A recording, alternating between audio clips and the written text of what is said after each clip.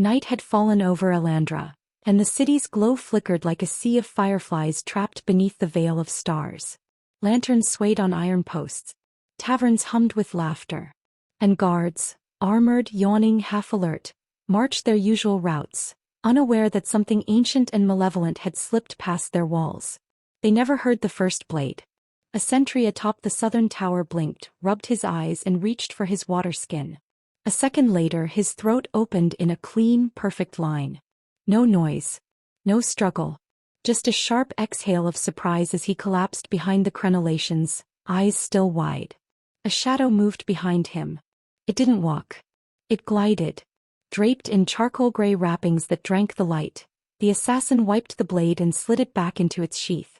The body was dragged silently into a hatch in the tower floor and hidden behind stacked crates.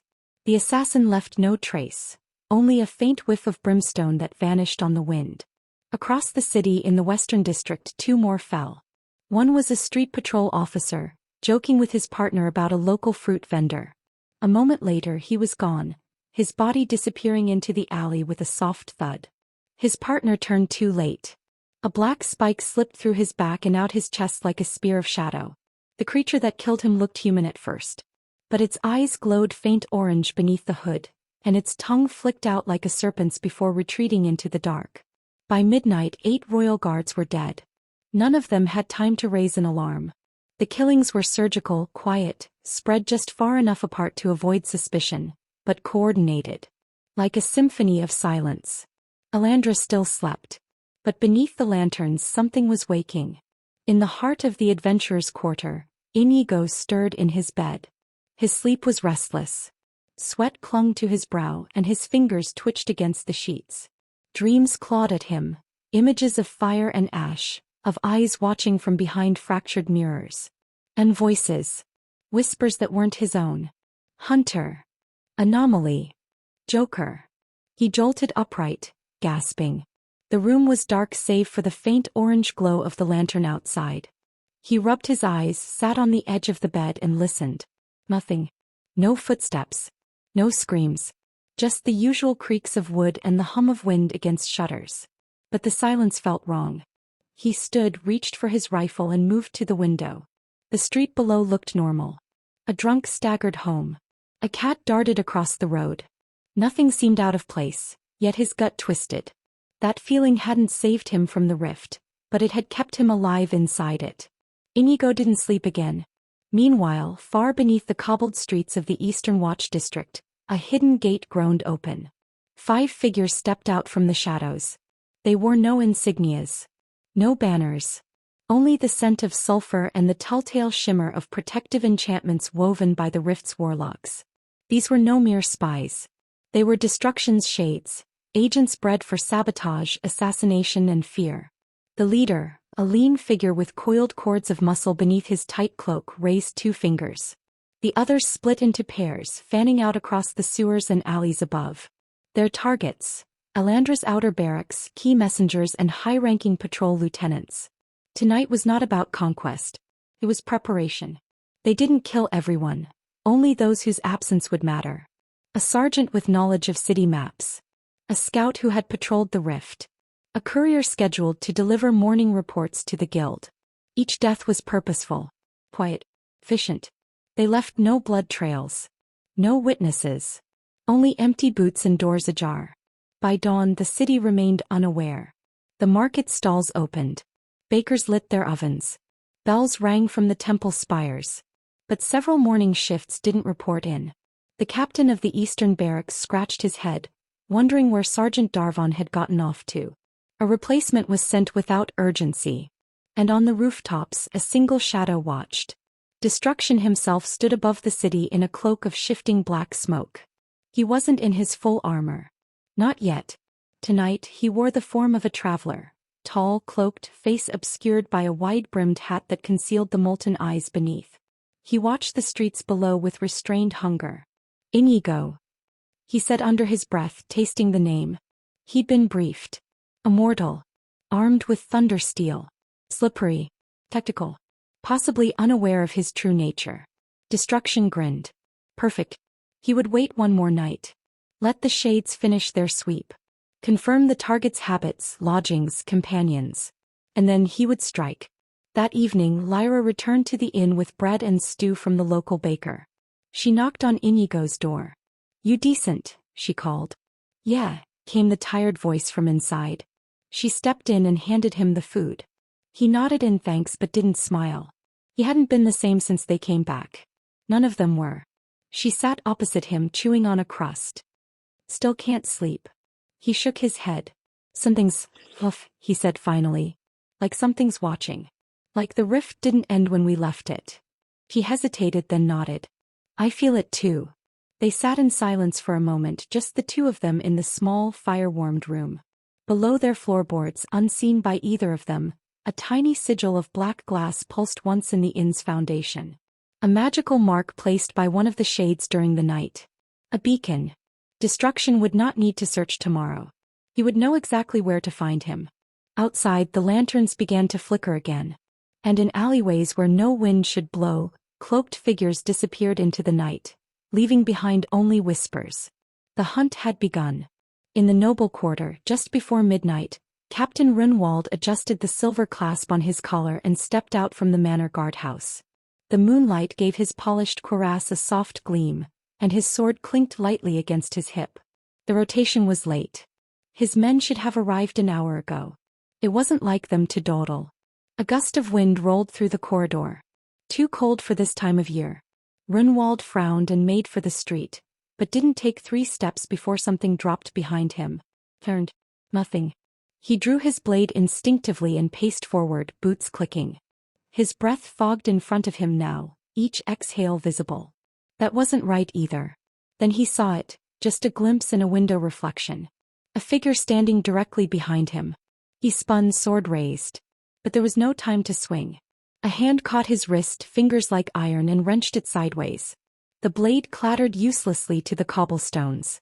Runwald opened his mouth to yell, then felt something sharp and cold pierce the base of his skull. He twitched once, twice, and fell backward. The shade crouched beside his body and wiped the needle-like weapon on the captain's sash. Then it dragged the corpse into the bushes beside the manor gate, crouched in the shrubbery for a moment longer, and vanished into the hedge wall like smoke. Alandra's command structure was beginning to hollow out. Back at the inn, Inigo finally stood from his chair and began checking his gear. He removed the bolt from his rifle, cleaned it with care, and checked the firestones in his satchel. They were running low. He'd need to craft more soon, or find someone who could. Ammunition was becoming a luxury. "You're prepping," Lyra said softly. He nodded. "I don't think this is paranoia anymore," he muttered.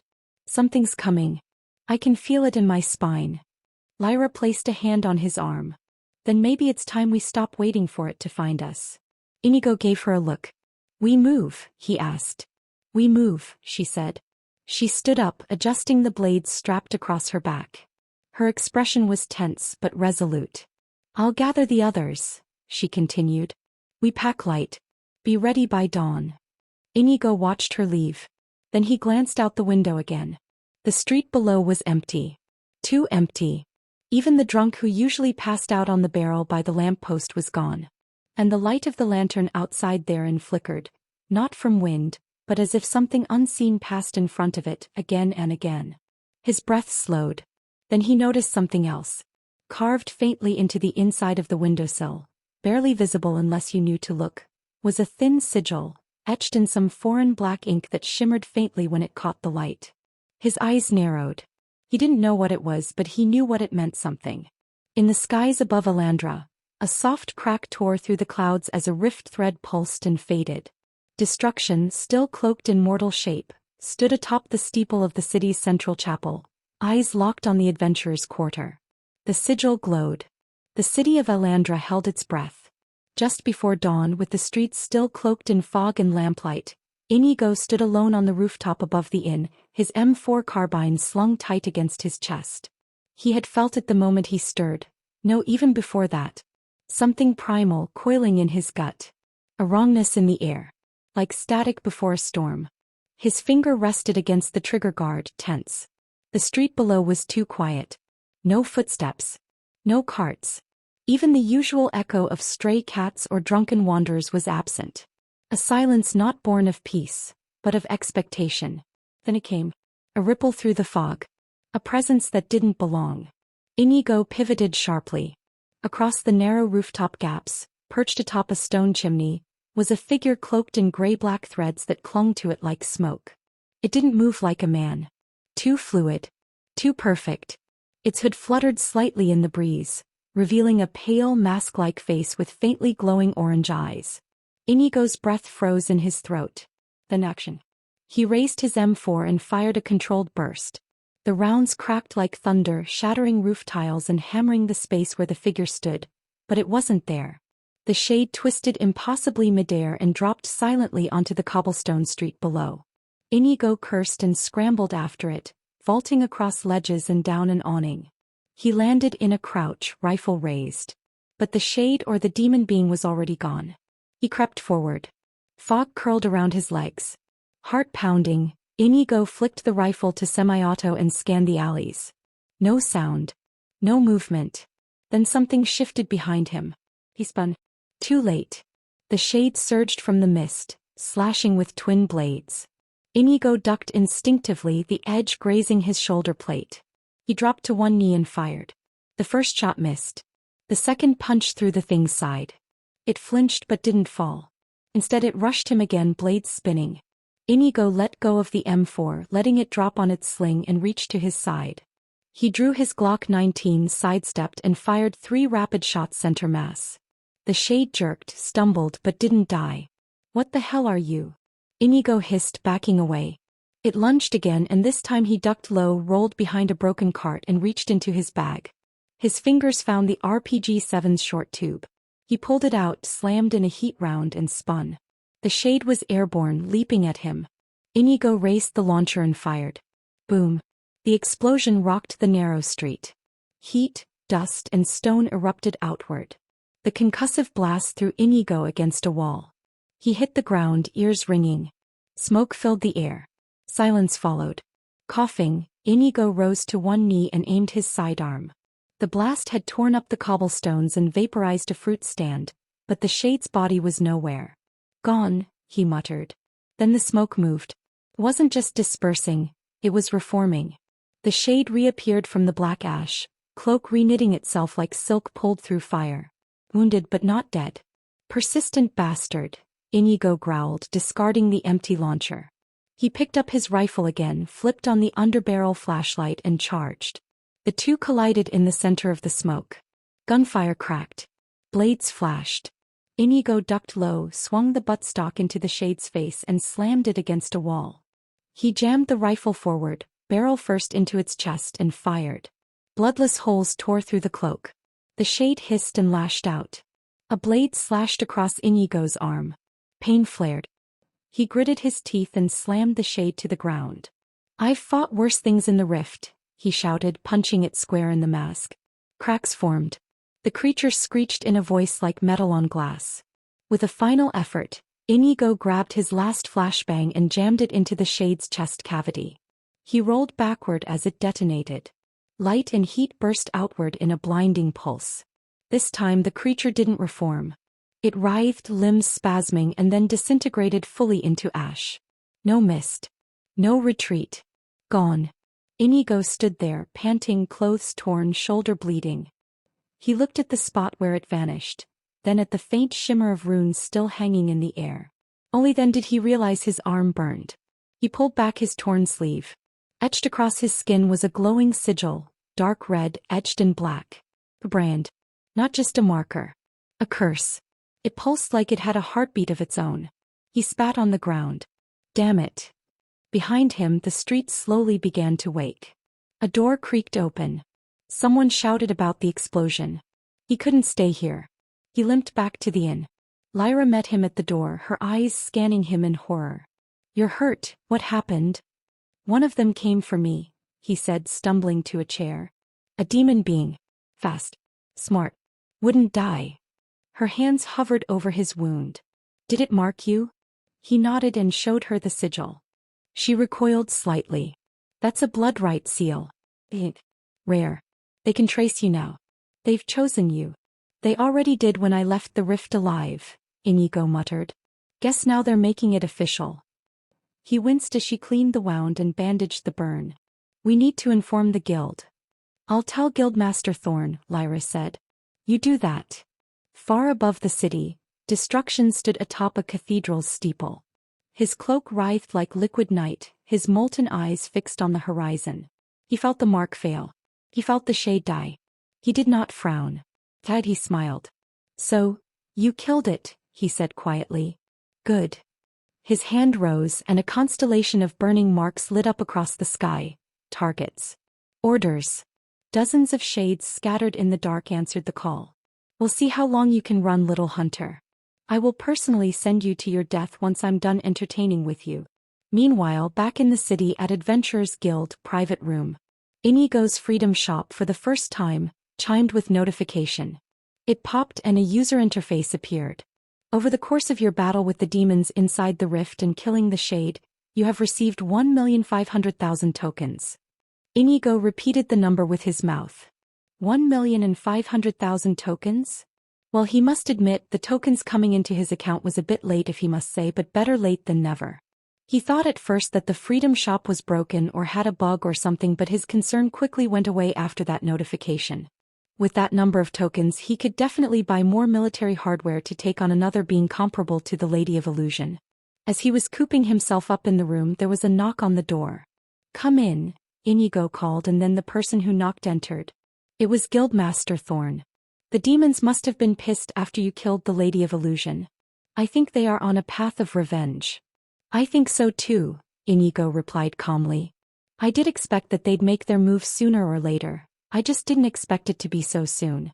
I'm sorry, but I think I may have sped up the war between humans and the demons.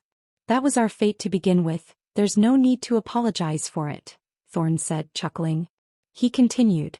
Anyways, the kingdom is in lockdown and every night magicians, adventurers working in the city are on high alert in case another incursion were to happen again, which we are sure it will. Don't worry, I'll be there when an emergency popped up, Inigo replied and then pondered for a moment. His Freedom Shop system may have given him the tools he needed to defeat demon beings. Though it has a strong conventional power, there are beings that are resistant to natural forces. Well, he has magic enchantment, but it felt to him that his power is not being utilized properly. Seeing that there are helicopters, tanks, and even IFVs in his Freedom Shop meant that he was supposed to train some of the denizens here to operate the hardware. After all, he can't just rely on himself. If he wanted maximum firepower, he would get it by training someone. Though he remembered an encounter with the monster inside the rift where he summoned the Abrams and was retrofitted or refurbished to accommodate only one person. It might work with other military hardware. But he believed that having more Abrams tanks or Apache helicopters against the demon race is the good plan. He looked at Thorn with a serious look. Guildmaster, I have a favor to ask. Anything for you, Inigo. You have been our best bet ever since you killed the Lady of Illusion. Whatever you need, the kingdom will be obliged to give it to you. Great, my favor is simple, I need men. You said you needed men, Thorn repeated, stroking his beard. What for exactly? Another incursion? Another rift operation? Because if that's the case, we'll need weeks to find talent again. We've only just patched up from the last. No, Inigo interrupted. Not a raid. Not yet. Thorn narrowed his eyes. Then for what purpose? To train them. Thorn raised a brow. Train them? You mean combat drills? Sparring? Swordplay? Inigo gave a small smile. No. I'll show you. The Guildmaster leaned back slowly, his arms crossing. You've got me curious now, boy. But if you're asking for men from my ranks, you'll need more than mystery to convince me. I don't need veterans. I don't even need adventurers. I need anyone willing to learn. Men who can follow orders and aim straight. And that's it. For now. Thorn chuckled, shaking his head. You're the strangest lad I've ever met, Inigo. But after what you've done, you'll get your men.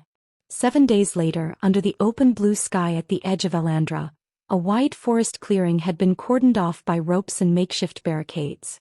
A wooden platform overlooked the field, where stacked crates of military hardware stood like a mismatched fortress, each one a sealed promise of modern warfare in a medieval world.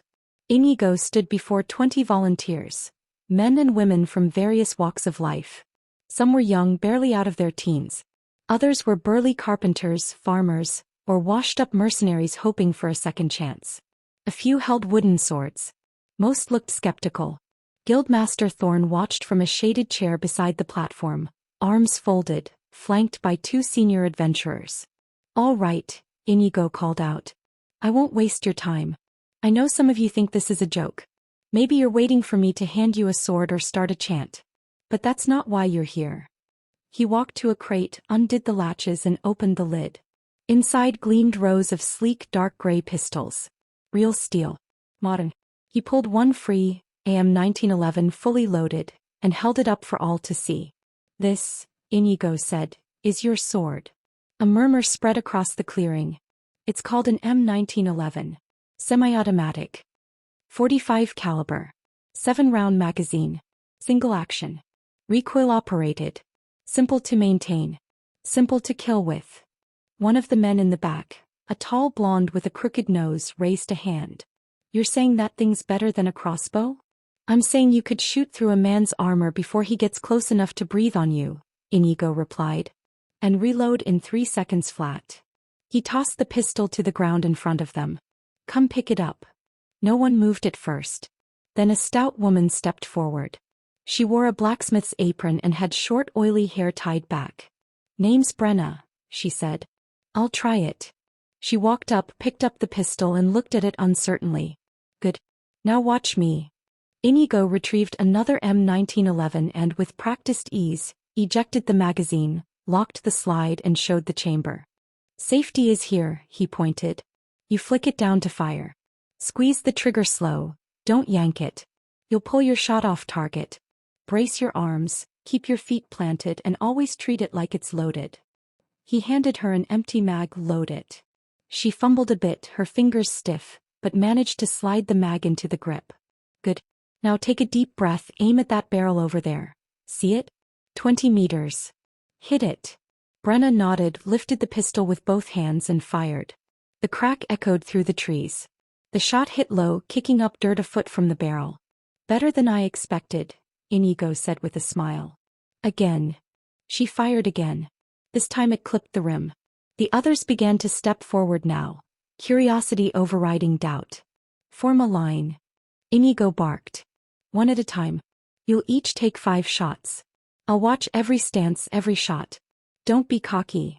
One by one they stepped up. Some missed every shot. Some grazed targets. A few surprised even themselves.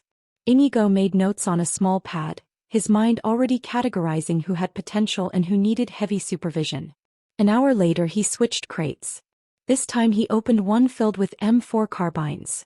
Modern assault rifles, clean and freshly oiled. "Phase 2, he said. "Now we learn how to kill from a distance." Gasps and whispers spread among the group. "These are your main weapons. Modular, dependable and deadly," Inigo explained, holding one up. 30-round mags. 5.56 NATO. Effective range up to 500 meters for trained shooters. You'll learn to maintain them, load them and fire them accurately under pressure. "Where'd all this come from?" one of the older men asked. "Let's just say," Inigo replied dryly, "I brought it from somewhere far away." He spent the next 2 hours walking them through field stripping, magazine swapping, aiming and burst control. Then came live fire practice. Short, controlled bursts at designated targets. A few were naturals.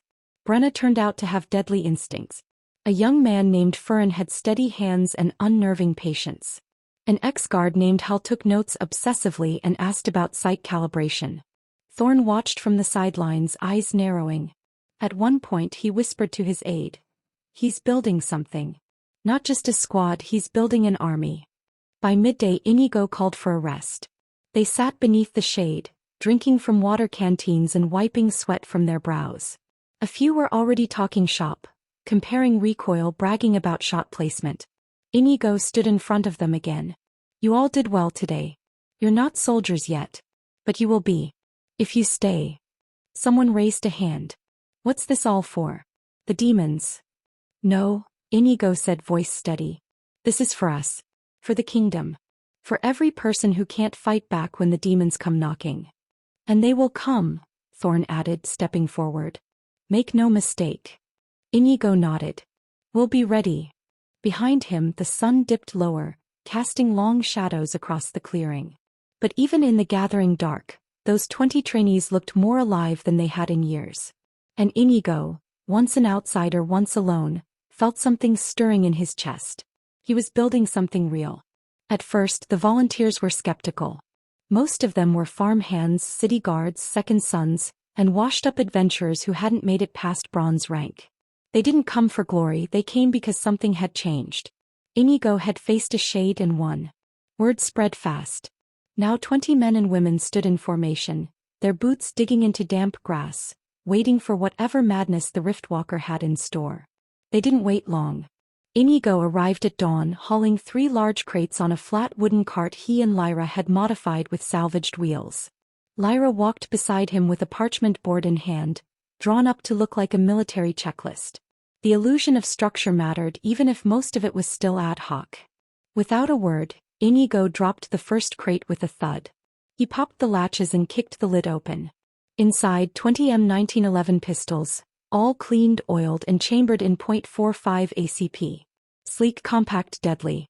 He pulled one out, held it up for all to see. This is an M1911. Semi-automatic handgun. It's your last line of defense and your first lesson. He motioned to the wooden target standing at 15 meters. This weapon doesn't forgive bad aim. Squeeze the trigger, 1 bullet. That's all you get if you freeze. You miss and the enemy won't. Inigo raised the pistol, braced his arms and fired. The sharp crack echoed across the clearing. A splinter burst from the wooden dummy's chest. Bang. Bang. 3 shots, 3 hits. The last one went through the dummy's eye. By the end of the day, I expect each of you to land 2 out of 3 on center mass. Grab one. They approached slowly. Even the bravest among them, Sark, a former city guard, hesitated. But curiosity overrode fear. Soon 20 pistols were in 20 pairs of trembling hands. Over the next few hours, Inigo drilled them. Safety on. Safety off. Chamber check. Eject magazine. Taprek bang. He repeated each motion until the muscles obeyed instinctively. Lyra helped too, correcting posture, pointing out slack wrists and poor sight alignment. She wasn't a soldier, but she had absorbed more than she realized while watching Inigo over the past weeks. One by one they fired live rounds. The results were dismal at first. Most missed. One nearly shot his foot. Another panicked at the recoil and dropped the gun. Inigo didn't yell. He didn't mock. He simply reloaded the mag, reset the stance and had them try again. By the end of the first day, 10 could consistently land shots inside the torso ring. By the end of the second day 18 could. And by the third, all 20 hit center mass from 15 meters with nerves of steel. Inigo was impressed. But he didn't say it. Instead he opened the second crate. This, he said, lifting one of the carbines, is an M4. Chambered in 5.56. You can flip to semi-auto or full auto. You'll start on semi. He passed them around, showing how to extend the collapsible stock, adjust the red dot optics and check for barrel obstructions. This wasn't just gear, this was doctrine. Your rifle is your lifeline, he continued. You clean it. You sleep with it. You don't drop it. Ever. Day 4 was spent on basic drills. Shouldering the weapon. Breathing through recoil. Short bursts. Controlled fire. Reload under stress. Inigo split them into pairs, cover and fire teams. When one moved, the other laid down suppressive fire on wooden targets. It wasn't perfect, but the muscle memory started to take root. On day 5 he introduced team movements. Bounding overwatch. Pincer flanks. High-low breaches on marked wooden shacks they built themselves. Smoke grenades filled the air. They learned to advance under visual concealment and clear enemy positions, made of hay bales and straw figures. That afternoon Thorn arrived. He stood at the edge of the field, watching as 2 teams executed a textbook leapfrog movement, each covering the other while moving across uneven terrain. Volunteers shouted call signs, laid suppressive fire and simulated clearing corners. They're actually doing it, the guildmaster said, almost in awe. Gods. Inigo approached him, dirt and sweat smeared on his shirt, carbine slung over his chest. Still think I was wasting your men? Thorn chuckled. You're not building an adventurer team. You're building a small army. I don't want to fight alone the next time a demon arrives. And these people, they want to fight back. All they needed was the right tools. Thorn nodded, thoughtful. What happens when they're ready? We scale up. I train platoon leaders. We form a regiment. And we start integrating defense cells into every border town. This kingdom needs firepower, not just steel and magic. That evening, Inigo and Lyra laid out 5 long rifles on the makeshift bench. M24 sniper systems, Inigo told the 5 he'd handpicked. You're the best shooters so far. This is your next challenge. He spent hours explaining scope adjustments, windage, zeroing range. How to calculate bullet drop over distance. He showed them how to build a stable firing position from nothing. Prone with a rucksack braced against a tree or even over a collapsed shield. They each got 10 rounds. That was it. The first 2 missed wildly. But then the third, from a quiet, focused woman named Meryl, struck dead center at 500 meters. Inigo smiled. You're a natural. The others followed. 3 out of 5 scored headshots by nightfall. By the 6th day, drills became routines. Reload races. Jam clearances under pressure. Dismantling and reassembling weapons by feel alone. Lyra set up a whiteboard to track each trainee's stats. Accuracy, speed, reliability. Morale soared. So did results. On the 7th day, Inigo let them rest. Not for their sake, but for preparation. Inigo sat under the fading light, cleaning his own rifle as the trainees laughed around a small fire. For the first time they looked less like villagers and more like soldiers. He exhaled slowly. Tomorrow, he whispered, they learn what it truly means to survive under fire. I'll see to it. The morning mist clung to the grass like a second skin. The trees surrounding the clearing stood silent, as if waiting for the storm to come. Inigo stood on the wooden platform at the edge of the training field, arms crossed, rifle slung across his back. Lyra stood beside him, checking the last of the paint rounds, red-dyed cartridges packed into waxed paper shells. Non-lethal but painful. A lesson that left a mark. They're ready? Lyra asked, tying her hair back. No, Inigo replied. But it's time they learn what readiness actually means. Lyra gave a small nod, already understanding. Today wouldn't be drills or theory. Today was about pressure. Chaos. Pain. And how to survive through it. She secured the last crate with a dull clunk. Should I warn them? No, Inigo said simply. Let them feel it raw. The bell rang. A single chime through the crisp air. 20 recruits assembled on the grass. Most wore padded tunics or old guard armor with their new rifles slung across nervous shoulders. They looked like what they were, farmhands, ex-guards, tanners and smiths, standing on the threshold of something they didn't fully understand. They stood in uneven lines, faces tense. Some squinted at the trees as if something might already be watching them. Inigo stepped forward. This is no ordinary lesson, he said. Today you face your first trial. A mock battle. One side will defend. The other will attack. You'll use real weapons with paint rounds. If one strikes your chest or head, you're down. Limbs mean you're wounded. Get hit twice and you're out. Murmurs broke out among the group. Some exchanged glances. A few instinctively checked their weapons. One man looked down at his rifle like it had just grown teeth. No real injuries, Inigo added, but don't take it lightly. You will get hit. You will feel it. That's the point. Lyra stepped forward holding 2 bundles of cloth sashes. One red, one blue. Red for defenders, blue for attackers, she said. Take one and form your teams. They came forward slowly, unsure. Some tried to pick their own team, others exchanged apologetic looks as they were sorted. Brenna, Sark and Leo stood among the blues. Meryl, Fern and Hel took red. Once the sides were set, Inigo raised his voice again. You have 10 minutes to prepare, he said to the red team. Use the forest, build cover, set ambushes. Once the bell rings again, the blues will begin their assault. Hal raised a hand. And how do we know when someone's struck? Inigo held up a waxed round between his fingers. It will leave no doubt. With that he gave Hal a nod. Go. The red team moved quickly, disappearing into the trees without a word.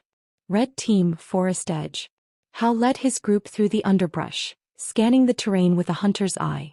They moved uphill, settling near a bend in the creek where the foliage thickened. The ground was uneven and root-bound, perfect for tripping up an attacker. We'll make our stand here, Hal said, dropping his pack. Meryl, take the right. Fern, find a good perch, high ground if you can. If you see movement, don't hesitate. Got it, Fern said quietly, already climbing toward a low rise covered in brush. Sark, the broad-shouldered butcher-turned-recruit, began piling logs and branches across the path, building a crude wall to funnel enemies into narrow lanes. Meryl knelt near a broken stump and set a tripline, chalk string rigged to pop and snap loudly. Not dangerous but enough to scare and distract.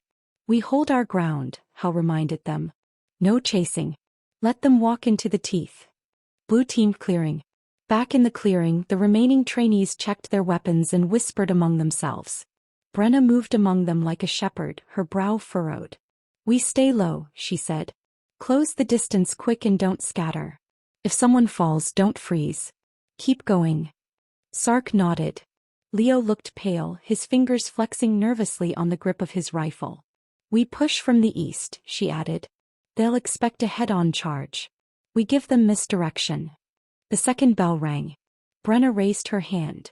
Let's move. In the forest, first contact. They entered the woods in staggered formation, rifles up, breathing shallow. The underbrush rustled beneath their boots, each step louder than the last. The forest was quiet, too quiet. A paint round struck a tree near Leo's head, sending bark and red dye in a burst. He yelped and dropped, scrambling behind a rock. Sniper! Brenna called. Fern's on the ridge. She tossed a small smoke bomb into the air. A hissing cloud of white chalk burst between the trees. Brenna darted through it, her eyes squinting against the mist, and fired 3 times toward the ridge. One shot landed true. Fern grunted as a red splash bloomed across his upper sleeve. He slid back down the ridge out of sight. But the countershot came quick. Meryl, positioned just behind a tree line, tagged Sark squarely in the chest. He staggered backward, looking more surprised than hurt. I'm out. Brenna gave a sharp gesture. Keep going. Creek's just ahead. They pressed forward, slipping over roots and leaping across stones. The foliage thinned and then came the ambush. Hal stepped from behind a tree, raising his rifle. Paint rounds hissed through the air. Brenna dove left. Leo hesitated. Hal fired again. The shot missed, but not by much. Leo clenched his jaw, leveled his rifle and squeezed. A red mark bloomed across Hal's shoulder. He exhaled, surprised, and fell back into the brush. Well struck, Hal muttered, raising a hand in surrender. Only Meryl remained. Meryl's last stand. The others crept forward carefully now, stepping over fallen logs, eyes scanning the trees. She's still out there, Brenna whispered. Meryl was crouched beneath a broken pine, her rifle braced, unmoving. Her breathing was slow. She waited, hidden behind thick brambles, scope aligned with the approach path. She spotted Leo cresting the ridge. She fired. The shot struck true. His thigh lit up red and he fell to one knee with a hiss of pain. Brenna ducked, spotted the glint of a scope and rolled behind a tree. She waited. The moment came. Brenna burst left, firing a single shot mid-roll. It hit center. Meryl blinked, surprised as red dye spread across her chest. The bell rang again. Match over. Clearing, dusk. They returned to camp slowly, bruised and weary. Their padded tunics were streaked with red, their arms and legs sore. But none complained. Their faces had changed. Something had settled in their eyes. Focus maybe. Or fire. Inigo waited near the platform, arms crossed. You did well, he said. Some of you froze. Some of you moved. Some of you hesitated and some of you led. He turned to 4 of them. Brenna. Hal. Meryl. Leo. Step forward. They did so quietly. You showed traits worth watching. Calm in the fire. Precision under pressure. We'll talk more later. Then he turned to the rest. This was a lesson. Not just in aim or movement, but in fear. In confusion. You felt it. That shaking in your hands. That knot in your chest. You'll feel it again. Against real foes when paint is blood and mistakes cost lives. He pulled a cloth pouch from his belt and opened it. Inside were small brass tokens, shaped like shields stamped with a rising sun. These mark your first trial. Take one. Wear it. And remember what it cost to earn. One by one they stepped forward, accepting their pins. Behind them, Lyra marked a chalkboard, tracking names, hits and movements. She noted who had covered others, who had frozen, who had adapted quickly. That night the fire burned low. No one sang. No one joked. They cleaned their weapons, washed off paint and stitched the tears in their sleeves. No longer just villagers. Not yet soldiers. But something had changed. Inigo sat apart from them, rifle in hand, slowly cleaning the bolt. Lyra sat nearby, scribbling on a worn parchment. "They did better than expected," she said. "They did," he replied. "But this was a game compared to what's coming." Lyra looked toward the dark trees. "You think it'll be soon?" Inigo said nothing. Just stared at the black forest. Then he spoke, voice low. "Soon enough. And when it comes, it won't wait for another trial run." The fire cracked and popped. Somewhere beyond the woods, a distant howl rose and faded. The fire cracked and popped. Somewhere beyond the woods, a distant howl rose and faded. War was coming. And this was only the beginning. Lyra leaned back, her fingers still stained with chalk from marking the board. She glanced at Inigo's face, half lit by the flames, his eyes distant. "We'll need more weapons," she murmured. "And more food. If you keep pushing them this hard, they'll burn out before they ever see a battlefield." "They won't burn out," Inigo said, tightening a screw on the rifle's stock. "They'll become something stronger." He looked up at the moon, rising pale over the treetops. "Because if they don't, they die." The sun had barely lifted over the horizon when Inigo stepped onto the training field, hands behind his back, boots crunching lightly over the dew-covered grass. The recruits, still stiff from the previous day's simulated combat, emerged from their tents slowly. Some rubbed their eyes. Others walked with a limping gait, sore from bruises and awkward rolls. But today's field looked different. Gone were the straw dummies, the target barrels and painted barricades. In their place were colored cones placed in sweeping arcs, forming wide lanes and tight turns. The center of the field had been cleared entirely, leaving only the rising fog. Lyra stood beside Inigo, scribbling something on her notepad with a feather quill. She didn't speak, just watched with quiet interest as the recruits formed up, murmuring and exchanging glances. "Another battle test?" Hal called from the back. "Or did we finally earn a morning off?" Inigo turned to face them. "Neither." A few groaned. "Yesterday we taught you how to fight. But that's not enough." He raised his voice now, carrying it over the soft wind. "We need more than strength. We need speed. We need mobility. We need to cover ground faster than our enemies, hit them where they don't expect and vanish before they can react." He reached into his coat. "This world is large. Demons will strike towns a day's ride apart. You can't walk to every battle." Inigo navigated to his freedom shop and selected the vehicle section. Then seconds later a sound followed, a deep mechanical growl that rose from nowhere. The recruits froze as the ground began to tremble. Then the beasts arrived. 2 massive, armored vehicles rolled into view, summoned from thin air. 10-colored, angular and broad, they moved like lumbering monsters. Each bore 4 oversized wheels, reinforced plating and thick glass windows. Their engines rumbled like caged thunder. The recruits stepped back in unison. "What in the hell is that?" Sark breathed. "I have no idea." Brenna squinted. "They looked like a carriage?" "They don't move on their own," Inigo said calmly. "They move because I tell them to." Lyra leaned over. "They're called JLTVs, Joint Light Tactical Vehicles. I've ridden in one before. You don't forget the first time." "Are they alive?" Leo asked. "No," Inigo said. "But they may as well be." He stepped toward the first vehicle and grabbed the door handle. With a metallic clunk, it opened sideways. He climbed inside, the heavy door closing behind him. The engine roared louder. Gasps spread through the group. The JLTV rolled forward. With deliberate control, Inigo guided it through the cones, turning smoothly, accelerating briefly before slowing again. He pressed forward, spinning the wheel and weaving the machine through the open lanes like a seasoned rider. Dirt kicked up behind it, mist trailing along its sides like a cloak. At the end of the loop he brought it to a sudden stop. The engine idled as he stepped out, boots hitting the earth with a firm thud. "In our town," he said, brushing dust off his gloves, "these machines carry troops across deserts and mountains. They outrun big machines. They take hits and keep going. You won't find anything like them in this world, but now they're yours. Silence. Then a tentative voice. We're meant to drive those? Meryl asked. Yes, Inigo replied.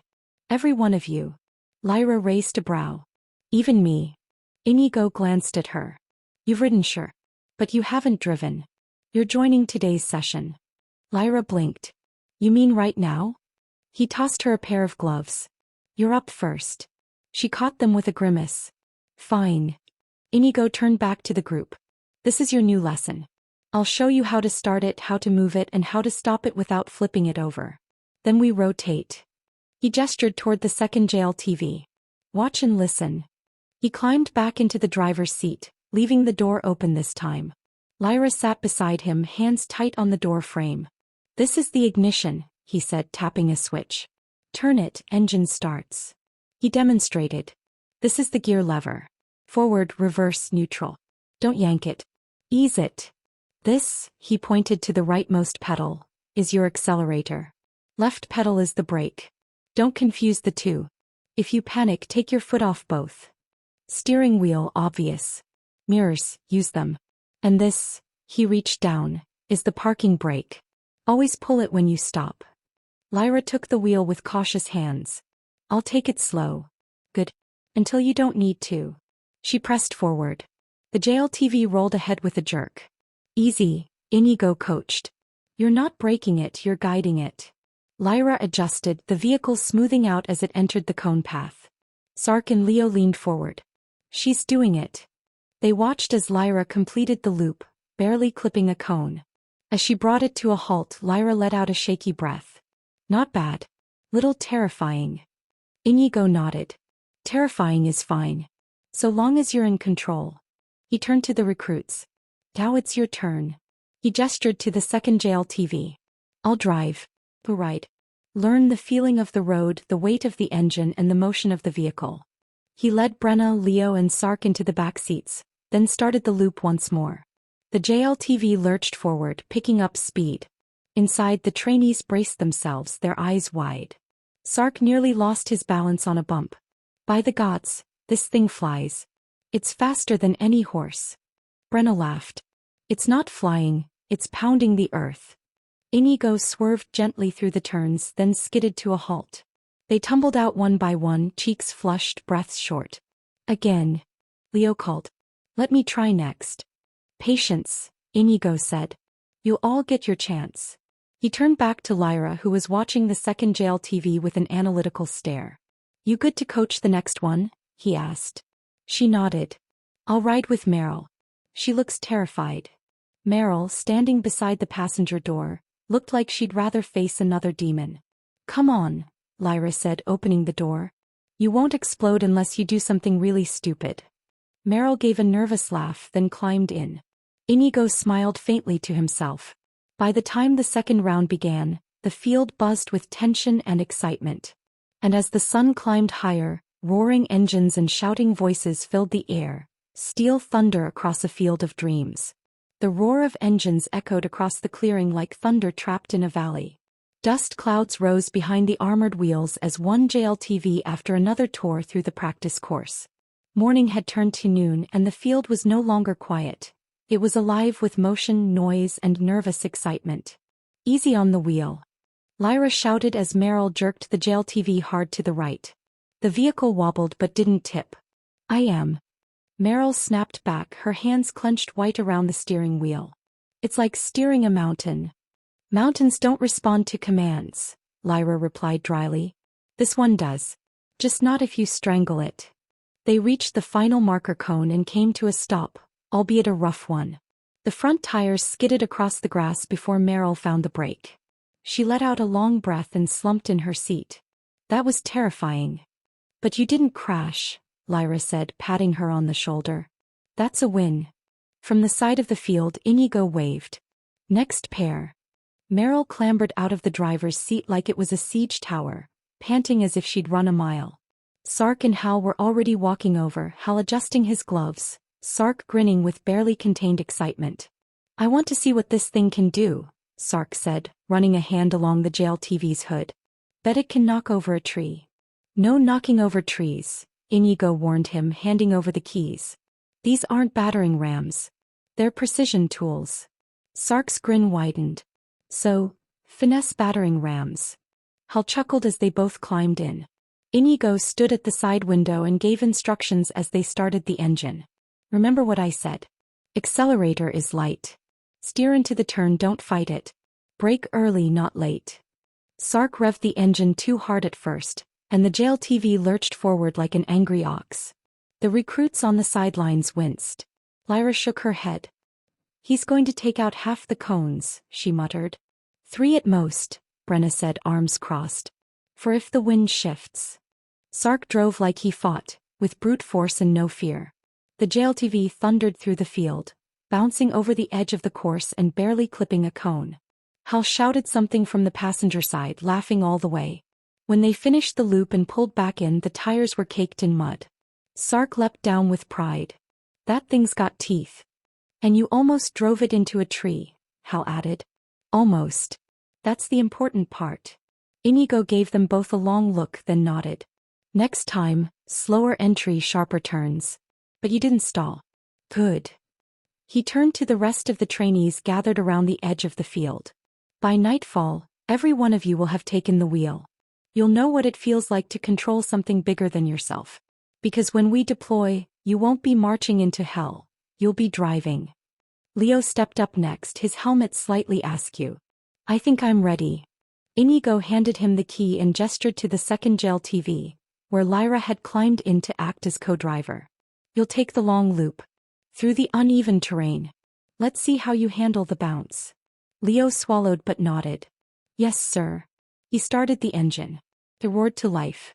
The long loop wound behind the main clearing and dipped down toward a muddy bank before curving back uphill. It was a longer route and more punishing. Leo moved carefully at first. Too carefully. You're letting the terrain control you, Lyra warned from the side. Trust the machine. Can handle more than you think.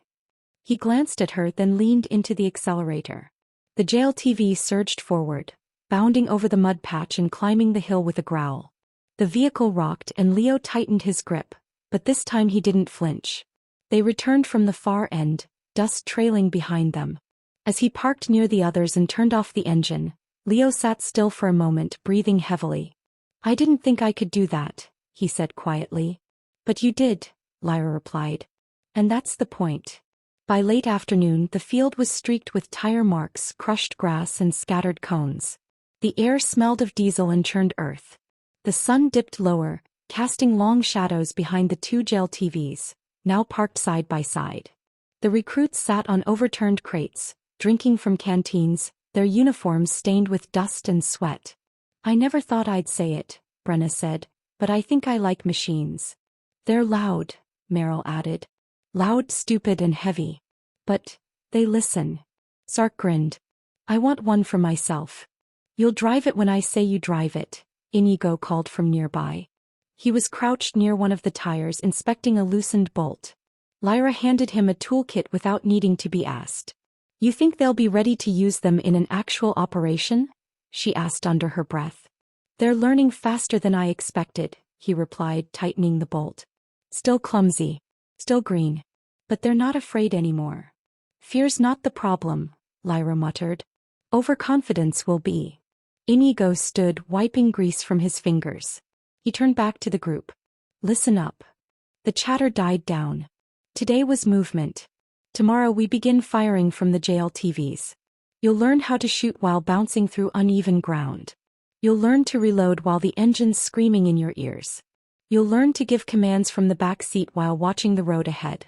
These are your legs now. Learn to use them. The fire was lit early that evening. The sun had barely dipped below the trees when the first logs crackled. The JLTVs sat like watchful sentinels on the edge of camp, their engines now silent, their presence undeniable. The recruits ate in near silence, each lost in their own thoughts. I get it now, Hal said at last. We're not just learning to fight. We're learning to move like an army. Inigo stood nearby, arms crossed, watching the firelight flicker across the steel surfaces of the machines he had summoned. Lyra sat beside him, her legs stretched out, boots caked in dust. They'll still make mistakes, she said. They'll make better ones, he replied. She smiled faintly. I suppose that's progress. Inigo nodded. The flames crackled. A soft breeze passed through the trees. And as night fell over the field, the sounds of engines echoed no more, but their presence remained. In every heartbeat. In every breath. The first crack of rifle fire came just after dawn. It wasn't loud enough to wake the camp. The JLTV engines had already seen to that. But to the recruits now seated inside the vehicles, it was the beginning of their next lesson. The day of mounted drills had arrived. Inigo stood beside one of the JLTVs, motioning for the others to gather. You've learned to drive, he said, his voice cutting clearly through the crisp morning air. Some better than others. But driving isn't enough. He patted the reinforced side of the vehicle. These are not just for movement. They're firing platforms. They move. You shoot. At the same time. Several of the recruits exchanged uneasy glances. Sark, rubbing his shoulder from yesterday's bumpy ride, grinned. So we shoot while flying over bumps? Sounds fun. Inigo didn't smile. Sounds like how people lose fingers if they don't listen. He turned to the wooden crates arranged neatly by the edge of the field. Lyra had helped set them up just an hour ago. One filled with magazines, the other stacked with paper dummies and padded training targets shaped like humanoids. The targets were set on tall stakes and arranged along a winding dirt path marked with rope. Some were standing still. Others, tied to pivots, would spin when hit. It was a moving gauntlet. You'll be in pairs, Inigo said. One driver. One gunner. Your job is to move through the course and eliminate every target. You will not stop. You will not fire unless your seatbelt is on and your barrel is steady. Lyra stepped forward, holding up a slate board. We'll be scoring each pair. Accuracy. Movement. Control. Communication. Brenna raised an eyebrow. Communication. Inigo nodded. Driver needs to listen. Gunner needs to call what they see. You don't work together, someone dies. Simulated today. Real tomorrow. That silenced the murmurs. Inigo walked toward the first JLTV and opened the rear hatch. Today you'll fire from these rear seats, he said. We've mounted a brace just below the window. Use it to stabilize your weapon. 1 foot braced, barrel forward, sight steady. He pulled a modified M4 from the back seat, fitted with a recoil damper and low-powered optic. This is your tool. It will kick more when the vehicle's moving. So you compensate. Exhale. Squeeze. Adjust. Anyone who sprays randomly will walk the course instead. Leo gave a nervous chuckle. No pressure. Inigo locked eyes with him. All pressure. The trainees lined up in pairs. Brenna and Hal were first, Hal at the wheel, Brenna in the rear left seat. She double-checked her rifle, inserting a mag of paint rounds. Inigo walked alongside the vehicle, checking her stance. Rest the barrel on the brace. Don't lean too far out. If you lose your grip, your shot's wasted. Keep your trigger discipline tight. Brenna nodded, jaw clenched. Hal gave her a sideways glance. You good. Better than you, she replied. Inigo smacked the side panel. Go. The JLTV surged forward, tires crunching over the dirt path. As it rounded the first bend, the first target popped into view. A straw-stuffed humanoid painted with crude red features. Brenna took a breath. Bang. The paint round struck center mass. They passed the second target, this one partially obscured behind a bush. She adjusted quickly and fired again. The round struck wide. Hal braked too suddenly to correct the line. Sorry. Stop weaving. Brenna snapped. You're giving me sea legs. At the final curve, the last target spun around from behind a tree. Brenna barely saw it, just a flash of red paint and burlap. Bang. It dropped, red paint across its chest. They slowed to a halt at the finish. Inigo raised an eyebrow. 2 hits. 1 miss. Rough cornering. Better communication needed. Hal sighed. Noted. Brenna reloaded. We can do better. Lyra marked the score and motioned to the next pair. Sark and Meryl. You drive, Meryl muttered to him. You sure? Sark asked. I don't mind if you want to. You drive. Sark shrugged and hopped in. From the very start, the JLTV rocked with his heavy-handed driving. Meryl, who wasn't used to vehicles at all, gritted her teeth and braced her rifle against the door brace. The sights danced with every bump. The first shot missed. The second round flew high into the trees. Slow down. Meryl shouted. I thought you wanted me to keep moving. Moving and jumping across routes are different things. They clipped a marker cone on the final turn, then stopped short. Lyra made a face as she scribbled their score. Not the worst, she offered, but definitely not good. Meryl slid out of the back seat with a scowl. Next time I'm driving. Inigo pulled her aside for a quick debrief, gesturing to her elbow placement and grip. He didn't speak loudly, just enough for her to hear. She nodded by the end. One by one the pairs rotated through. Fern and Leo were methodical. Leo's driving was surprisingly smooth this time, and Fern hit all 3 targets clean. His last shot even clipped the pivot, causing the dummy to spin wildly on its stake. Brenna clapped as they parked. Best run so far. Inigo nodded. That's more like it. He stepped up onto the platform again. You're improving, Foley. But this isn't about perfect runs. It's about building instinct. Your bodies need to know how to move when your minds are screaming. When demons appear, there's no countdown. No instructor. Only action. He looked to Lyra. She gave him a quick nod. The final pair had completed their run. Inigo pointed to the targets still standing, those that had been missed or grazed. Everyone. Reload your weapons. You're going to dismount. Move on foot. Clean up your mistakes. There was no groaning. No hesitation. They obeyed. The trainees moved as a group, fanning out across the field. Brenna signaled left. Hal took rear watch. Sark moved up the right flank, covering for Meryl. They approached the targets just as they'd been taught, barrels raised, angles covered. Bang, bang, bang. The final targets dropped, paint spreading across burlap. When it was done, they returned to the clearing. Inigo stood at the edge, arms folded. Now imagine those weren't paint bags. Imagine they moved. Roared. Bit. Imagine your first shot missed and the second never came. He let that hang in the air. That's why you train. That evening the recruits gathered around the fire. The mood was different.